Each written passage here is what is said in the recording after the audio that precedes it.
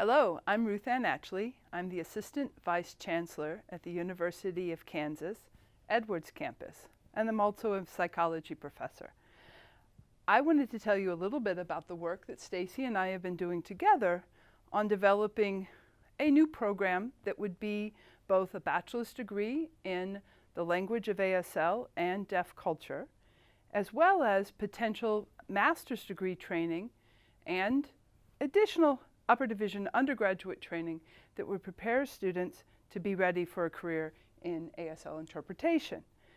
Really, our goal is to develop a state-of-the-art graduate as well as undergraduate training program that is based on the idea that the training in ASL needs to be to a certain level of proficiency, a sufficient level of proficiency, so that students really understand the language and culture before they start becoming interpreters.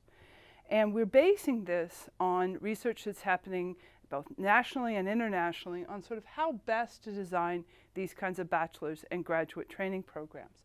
And in fact, Stacy and I have visited with Gallaudet University and others to talk about what is the best way to structure such a program.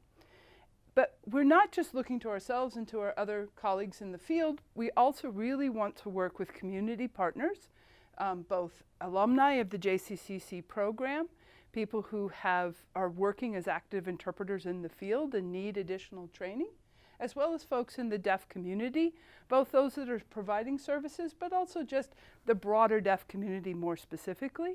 And we really want to collaborate as we build this curriculum. It's not just coming out of we scholars' heads. We really want this to be something that will serve the people that would be engaging in these kinds of programs.